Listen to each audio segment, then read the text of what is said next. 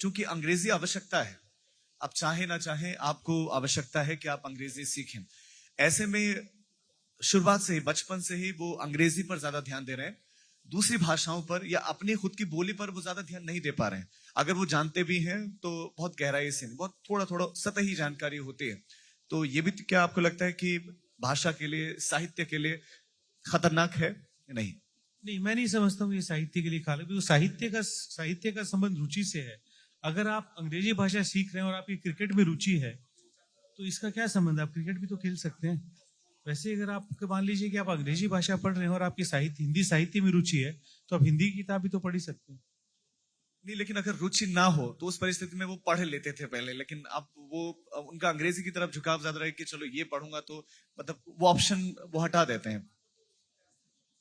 साहित्य और जो आपकी, जो मान लीजिए कि जो आपकी कैरियर ओरिएंटेड जो सामग्री, वो तो दो अलग चीज है।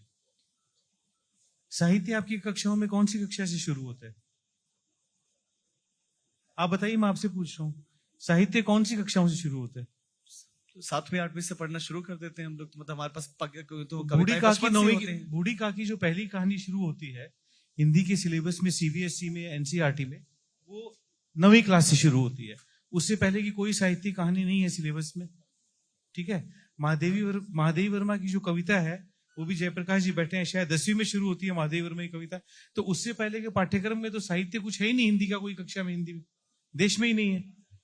तो अगर आप खाली साहित्य की बात करते हैं, मेरा उसमें भाषा से भी मेरा प्रश्न जुड़ा हुआ है। हाँ, भाषा अगर सीखनी है, अगर आपको भाषा सीखनी, तो आज मान लीजिए कि जो आपकी सेकंड लैंग्वेजेस है, इंग्लिश के अलावा अगर आप हिंदी ले रहे हैं, आप जिस रीजन में रह रहे हैं, और आप अगर बोल रहे हैं कि मान लीजिए आप इंग्लिश सीख रहे हैं, इंग्लिश जो हमको सब जगह कैरियर ओरिएंटेड में कनेक्ट करती है, तो आप जहाँ पे रह रहे हैं, अब आज मान लीजिए कि आप बंगाल में रह रहे हैं और आप अगर यहाँ पे बंगाली नहीं सीखेंगे तो डेफिनेटली यहाँ से आप कनेक्ट नहीं कर पाएंगे ना। अगर आप साउथ में रह रहे हैं और आप तमिल नहीं सीखेंगे तो वहां पे नहीं कनेक्ट कर पाएंगे तमिलनाडु में। ठीक है। लेकिन उसके अलावा दूसरे साहित्य को पढ़ना, अब वो साहित्य चाहे हिंदी साहित्य हो, चाहे तमिल साहित्य हो, चाहे बांग्ला साहित्य हो, हर साहित्य अपनी भाषा में उतना ही समृद्ध है और वो साहित्य अपनी रुचि से है। आप साहित्य कोई भी भाषा में पढ़ सकते हैं। वैसे मैं इसमें ये कहना चाह रहा था सर कि होगा जब की शुरुआत से रुचि तो तब पैदा होगी ना जब वो धीरे धीरे पढ़ रहा होगा किसी भाषा को। अब उसकी वो पढ़ ही नहीं रहा है, वो एबीसीडी ही पढ़ रहा है, तो रुचि तो तब पैदा होगी कि बहुत ज्यादा रिसर्च करेगा, जानेगा कि मान लीजिए कि मुझे भाषा अलग विषय है, साहित्य अलग विषय है। ठीक है। अगर आप साहित्य बोल रहे हैं तो साहित्य रुचि है, और भाषा है तो भाषा, मान लीजिए कि भाषा हर जगह की अपनी अलग भाषा है।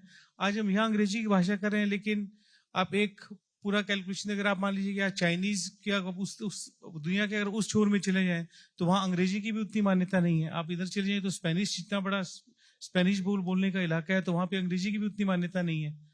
तो इसका मतलब ये थोड़ी है कि अगर आप स्पेनिश अगर आप सीख रहे हैं तो वहां पे साहित्य नहीं है, वो फिर आप साहित्य में आपका झुकाव नहीं होगा।